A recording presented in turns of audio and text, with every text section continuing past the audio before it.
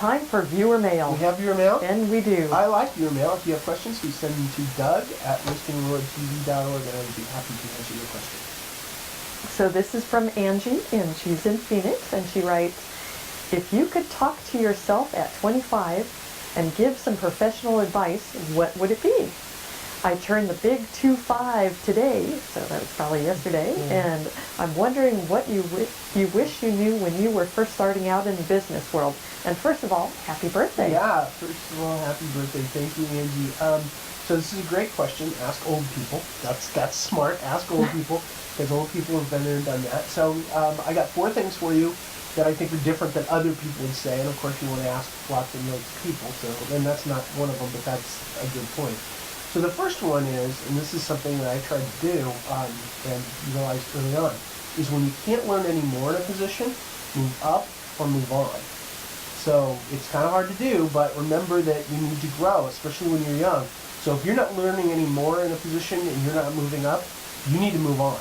So even if that means a pay cut? Yeah, well, I took a couple of big pay cuts. I took 50% pay cuts twice because all I was doing was putting tab A into slot B.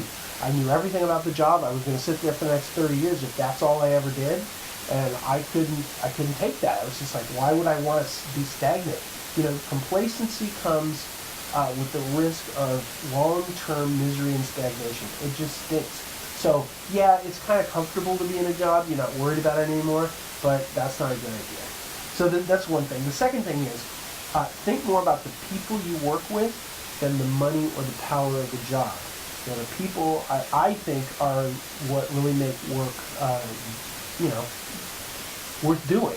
Well, Warren Buffett says he pretty much tap dances his way to work every single day because he's so happy with who he works with and what he does. That's right. He wants to see the people that he works with. They don't make him miserable, they make him happy. And of course he has a great job because deals come this way and he loves what he does. But if you don't like the people around you, that's not a good idea. So think more about the people that you work with. Number 3 is try to do as many different jobs or tasks, especially when you're young, as possible, so you can build skills and find out what you're really good at. Well, what about like graphic designs, speaking?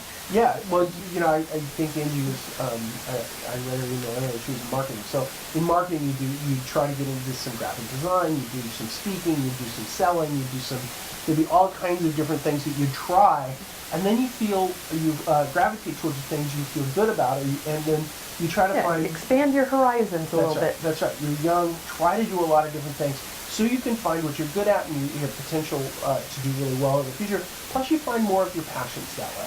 I personally like speaking. You can tell that. Yes, so you find that you really like that. If that's what you like, you can find that in. And then the 4th thing, which is no surprise to Listing World TV, is you take risks, hopefully smart risks, and you just accept the fact that if the risk is 60-40, 60% success, 40% chance of failure, 40% of the time you're going to fail. And just be okay with that. Yeah, the world's not going to come to an end. No. Just move on and try something different. 60-40 is 40% chance it will work. That doesn't mean you didn't make the right decision. You made the right decision. So just take that and try to move forward with it, and take some risks, especially when you're young, when you've got chances to overcome them and move forward. So there's lots of good things you can do when you're really good. I wish I'd done more of when I was 25. And what's your takeaway? So my takeaway is, if I was 25 again, not only would I do all of that, I'd follow Steve Jobs' advice. Stay hungry and stay foolish.